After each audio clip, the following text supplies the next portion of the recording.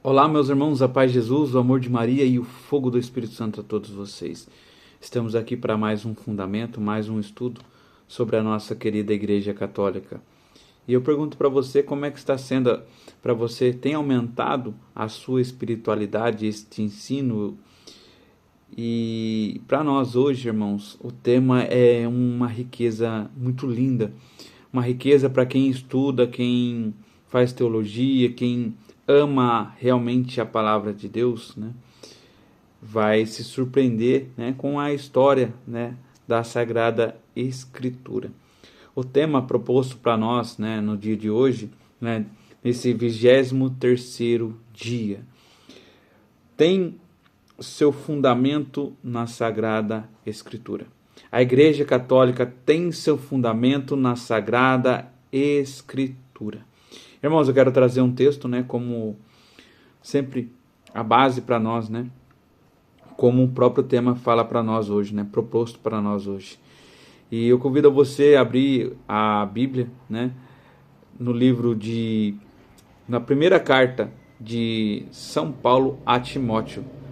Carta de São Paulo a Timóteo, no capítulo 3, no versículo 15, tá? Aqui ele está mandando esta carta, né, pastoral a Timóteo, e aonde ele vai falar que ele queria visitar Timóteo, né? Mas ele escreve aqui, né, embora quero te visitar novamente, né, visitar logo, e ele vai escrever assim, no versículo 15: E se me atrasar, saiba que como comportar na casa de Deus, que é a igreja do Deus vivo, coluna e base da verdade. Coluna e base, né, da verdade, a igreja de Deus, né? Nós vemos aqui o próprio Paulo falando a Timóteo da igreja de Deus, que é a igreja católica, né? A fundação da igreja. Para nós hoje, né, esse tema é muito rico, né?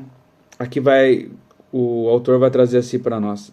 Já falamos, mas não custa lembrar que as três grandes colunas que se apoia a Igreja Católica são a Bíblia, a tradição e o magistério.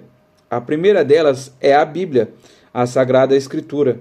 É claro que a Bíblia é inspirada pelo Espírito Santo e deve ser lida com assistência, mas em comunidade, considerando o que diz o magistério da Igreja em salutar tradição. Não podemos ler a Bíblia apenas individualmente. O católico considera importante ler em comunidade. Nunca diz, Deus me disse. Ele é humilde até reconhecer o que ouvimos Deus dizer, mas que precisa de um discernimento com o apoio dos irmãos e especialmente do magistério da Igreja. E é por isso que a Igreja Católica não pode aceitar a sola escritura, né? A sola escritura. Só a escritura, né? Como a divisão ali de Martim Lutero em 1519, né? Naquela disputa que ele teve com o teólogo John Mayer. Em um simples leigo, né, armado com a escritura, é maior do que o poderoso Papa sem elas. É a verdade que muitos protestantes superam esta visão radical com afirmações como a primeira escritura. Neste sentido, se deve também considerar com razão a tradição e a experiência religiosa. No Concílio Vaticano II, né, na Dei Verbum, uma constituição dogmática sobre a revelação divina, ali se foram colocadas, né, para nós os ensinamentos, né? Vai estar assim para nós. O Sagrado Concílio, ouvindo religiosamente a palavra de Deus, proclamando-a com confiança, faz as suas palavras de São João: Nós vamos anunciar a vida eterna, que está junto do Pai e nos apareceu. Anunciamos o que vimos e ouvimos, para que também vós vivais em comunhão convosco. Na comunhão seja com o Pai e com o Filho de Jesus Cristo. Por isso, segundo o Concílio de Tridentino e Vaticano I, entende por a genuína doutrina sobre a revelação divina e a sua transmissão para que o mundo inteiro, ouvindo, acredite na mensagem da salvação, acreditando espere e espere ame. Então aqui vai trazer para nós, né? Que linda mensagem. Que acredite na mensagem da salvação. E que acreditando espere e esperando ame. Então, né? Isto é uma riqueza da igreja, né? Que nós esperemos, né? A vinda de Cristo. E quando esperamos, nós amemos a Ele. E como oficialmente a Igreja Católica entende, né, a importância inspirada da Bíblia, o número 7 da Dei Verbum coloca com muita clareza que antes de termos a Sagrada Escritura, tivemos uma tradição vinda dos apóstolos, que deixam os bispos com os seus sucessores, confiando-lhes o seu próprio ofício do magistério. Portanto, esta sagrada tradição, a Sagrada Escritura, tem dois testamentos como um espelho na qual a Igreja peregrina na terra, contemplando a Deus que de todo recebe a ser conduzida face a face como Ele é. É o que lemos no número 7 da Dei Verbum. Há muitas outras coisas são ditas claramente, mas é importante recordar que a Igreja Católica, a Sagrada Escritura, foi inspirada pelo Espírito Santo e deve ser lida, interpretada com assistência do Espírito Santo. Dei Verbum 11:12. E isso refere também ao Antigo Testamento. Foi por isso que Deus inspirou o autor dos livros dos dois testamentos, dispôs sabiamente as coisas que no Novo Testamento está latentemente no Antigo, e o Antigo está presente no Novo. Apesar de Cristo ter alicerçado a nova aliança no seu sangue, os livros do Antigo Testamento, a serem integralmente assumidos na pregação evangélica, adquirem e manifestam a sua plena significação no Novo Testamento. Aqui nós temos que ler o Antigo Testamento agora com a luz, né, do Novo Testamento, com a luz de Cristo, né? O seu sacrifício, como lemos no Isaías 53, como lemos o Isaías 7, onde tem a anunciação da Virgem. Então, irmãos, nós temos que ler agora, né, o Antigo Testamento à luz de Cristo. É isso que ensina a Igreja Católica. A Bíblia Católica é composta por 73 livros, né, sendo 46 livros do Antigo Testamento, 27 do Novo Testamento. Ao longo de 1000 anos, a Igreja foi estudando fixamente os livros que poderiam fazer parte do cânon do Concílio de Roma, né? Eu vou trazer aqui para nós, né, este fundamento, né, aonde o próprio autor ele vai falar para nós, o católico praticante, eles têm boas traduções, ele conhece as melhores traduções, né? Aqui ele vai citar, né, a Bíblia da Ave Maria, a Bíblia da CNBB, a Bíblia da Jerusalém, a Bíblia Pastoral, a Bíblia do Pelegrino. Aqui vai ter a Bíblia da Tebe, que é ecumênica. Nós vemos, né, tantas traduções, né? Aqui ele vai trazer, cada uma tem a sua tradução para melhor ensinamento, né? E eu quero trazer aqui para nós, né, a Sagrada Escritura, mas não apenas nela, mas é fundamentada também na tradição apostólica e no magistério da Igreja, formando um tripé, né, sólido, que garante a fidelidade da vontade de Cristo. O próprio Cristo instituiu a Igreja, dando-lhe autoridade para ensinar, governar, santificar, como vemos na Sagrada Escritura.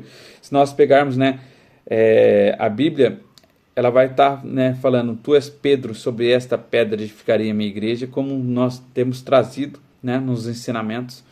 As portas do inferno não prevalecerão contra ela, né? Quando nós falamos que Constantino corrompeu a igreja, então nós deixamos, né, essa porta do inferno prevalecer? Não foi, né, prevalecida. A porta do inferno não vai prevalecer sobre a igreja, né? Então nós vemos que, da mesma maneira, Jesus deu autoridade aos seus discípulos para guardar e ensinar o que ele ensinou, né? O corpo de Cristo, ele é a cabeça, né, do corpo da igreja. A gente já estudou também. A esposa de Cristo, né? Cristo amou a igreja e se entregou por ela. Qual igreja que ele está falando, irmãos? Né? A coluna e verdade, sustentáculo da verdade, sustentáculo da fé, como lemos em Timóteo, né? Isso demonstra que a igreja não vem apenas só da Escritura, mas instituída pela própria Escritura como guardiã e transmissora da verdade. A igreja é fundamentada na tradição.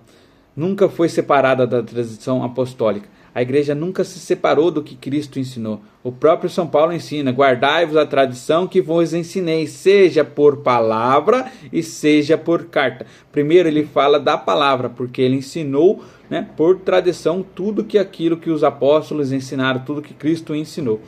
O que ouviste de mim, de muitas testemunhas confiéis aos homens fiéis. Então ele pede que Timóteo, né, segundo Timóteo 2, fale, né, o que ele ensinou a homens fiéis, né, que guardem verdadeiramente a tradição. A Bíblia surgiu dentro da igreja, pois os apóstolos e seus sucessores foram responsáveis por escrever e prescrever os textos inspirados. Durante o século, a fé cristã foi transmitida oralmente antes da formação do cânon, né? Nós vamos trazer aqui. A igreja tem a missão de interpretar a Escritura. Por quê? Porque é ela que Jesus deixou autoridade. Jesus deu autoridade para ensinar a interpretar as Escrituras corretamente, porque ele mesmo ensinou, né? Quem vos ouve, a mim ouve. Lucas 10:16. Então, o próprio Jesus fala: quem vos ouve, a mim ouve. Quem que ele está falando? Aos discípulos, né? Esse magistério da igreja.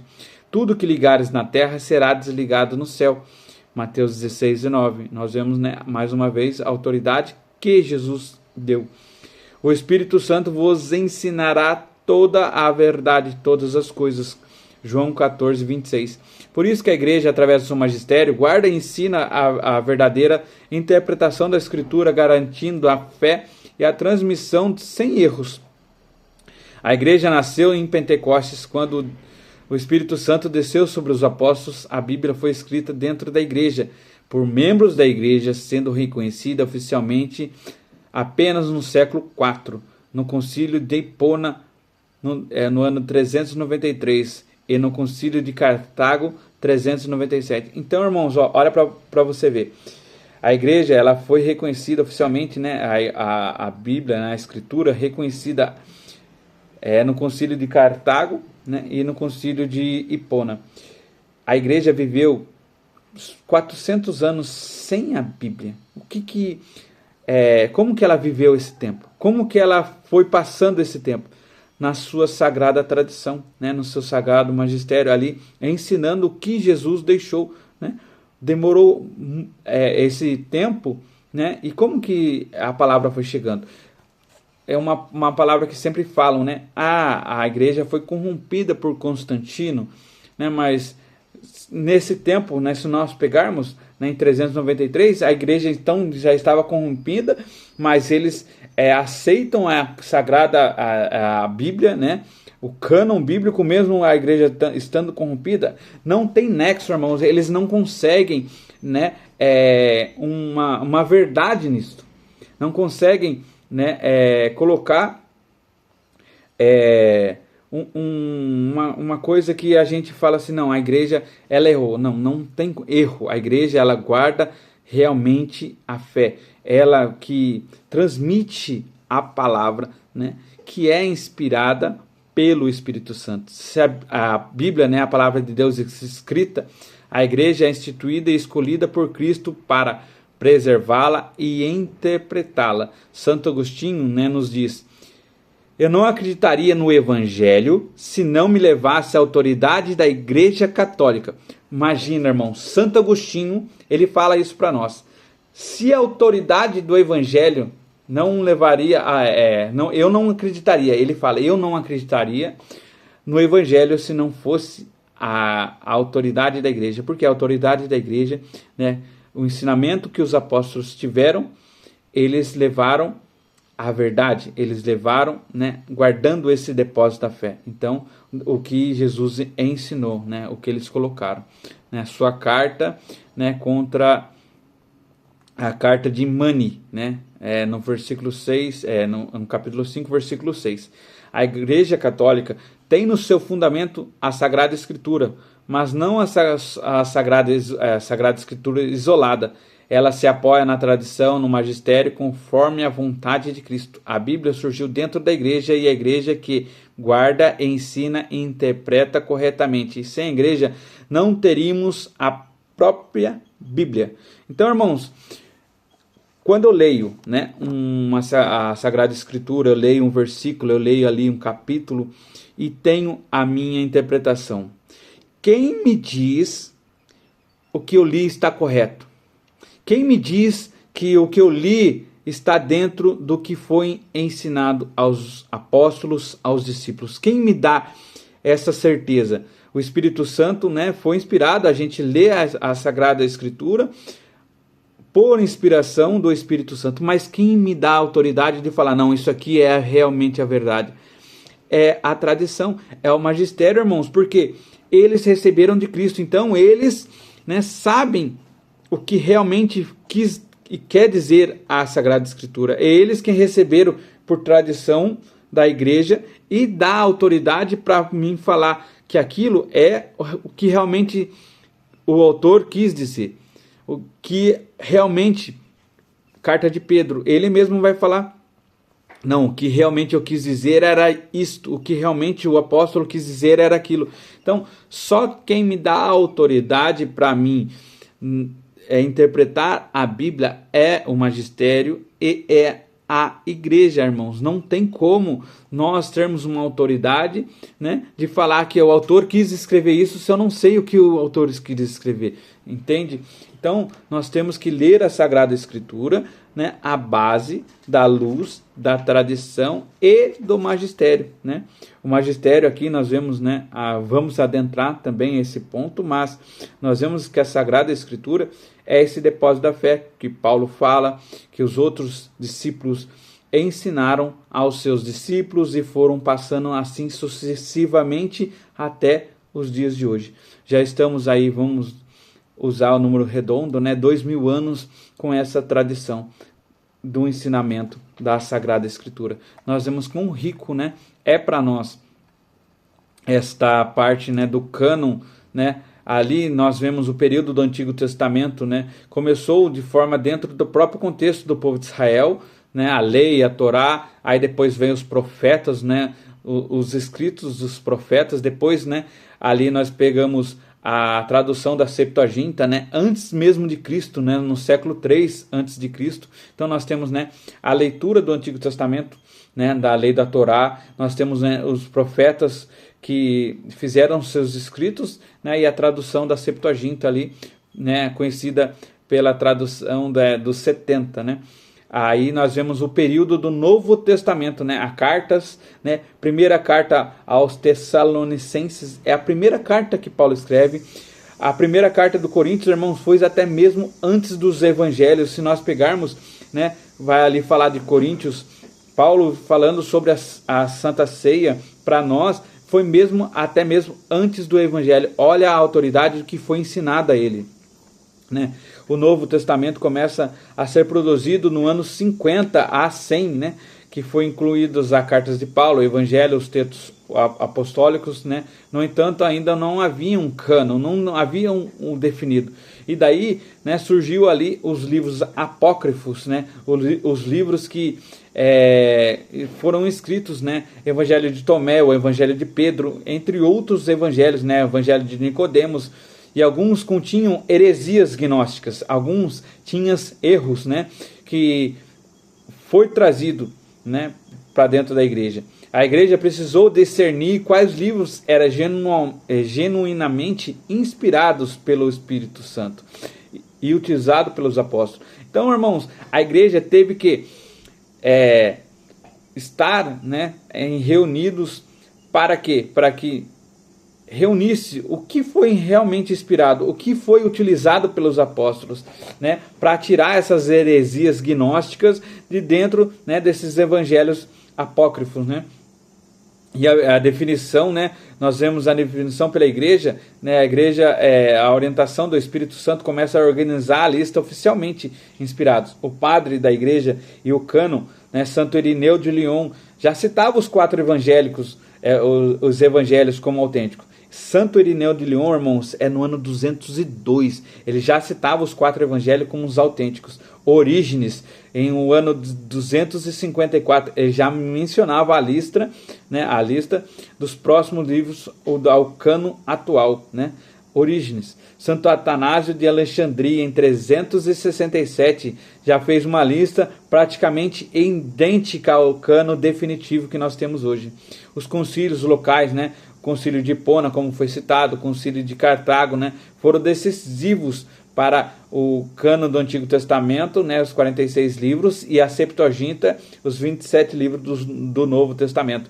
O magistério da igreja, né, a confirmação final, né, foi Papa Damaso, né, em 382, provou o cano na sua lista oficial. O Concílio de Florença, em 1442, reafirmou esta lista, e no Concílio de Trento, em 1546, em resposta à Reforma Protestante, confirmou de maneira inefável o cânon da Bíblia Católica. Então nós vemos, né, quantos concílios tivemos, quantas, né, confirmações do magistério da igreja, provando o final, né, desta lista oficial da igreja, né?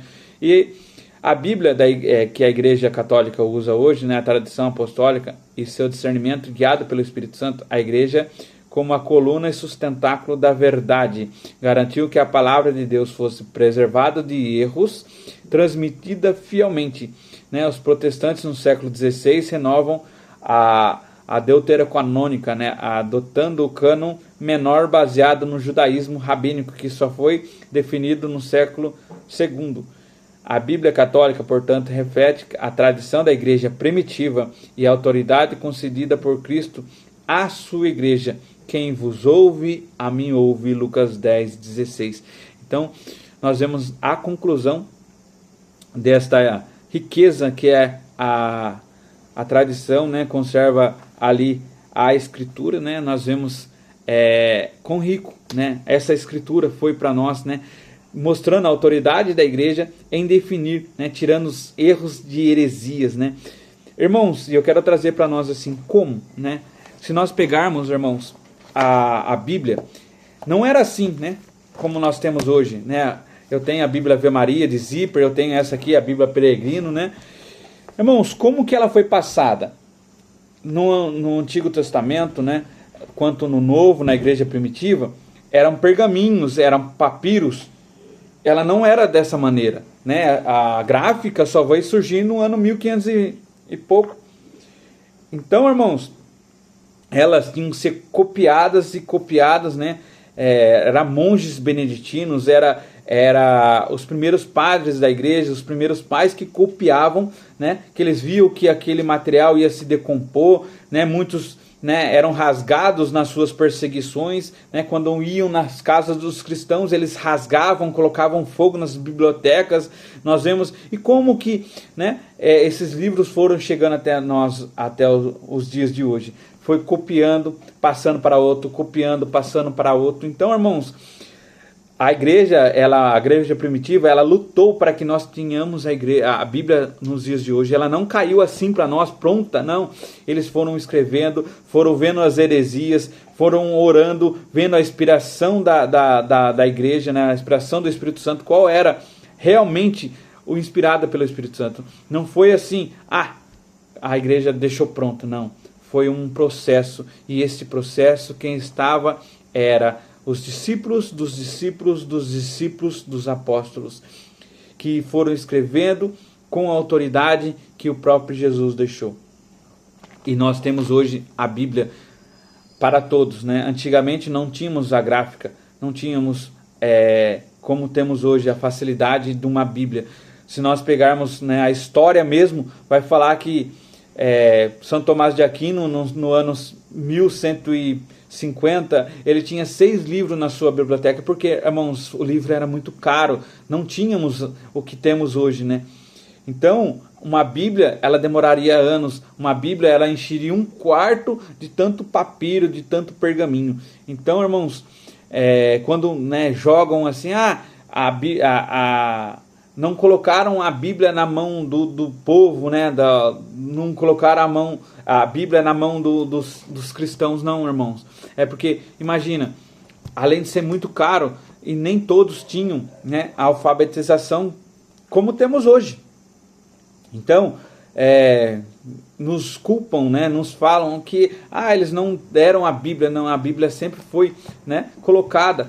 tantos monges copistas, né, copiavam, ficavam anos e anos copiando Bíblias, passando, né, o que eles ensinaram, a tradição, que chegaram, né, a verdade até eles passavam, né? Isto é a tradição, isto foi o preço que a igreja pagou para que nós tenhamos hoje, né, a Bíblia em nossas mãos, né? Claramente inspirada pelo Espírito Santo, né?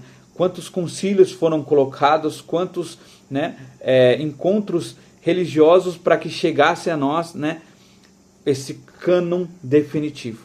Já no ano 397, como colocado, né, no concílio de Cartago, foi definido. Como que viveu a igreja nesses 400 anos, irmãos? Homens pagando o preço para que nós tenhamos a Sagrada Escritura nos dias de hoje. E muitos não dão valor nesses homens que pagaram preço para que nós tenhamos a Bíblia.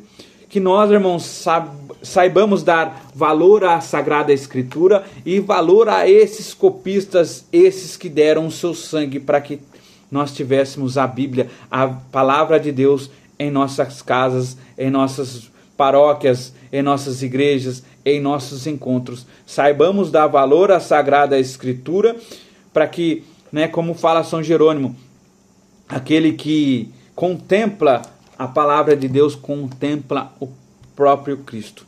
Catecismo da Igreja Católica, parágrafo 103, vai trazer para nós: aquele que rejeita a Sagrada Escritura, rejeita o próprio Cristo. Que nós saibamos dar realmente valor a essa Escritura, irmãos, e sejamos apaixonados pela Bíblia. Deus abençoe você.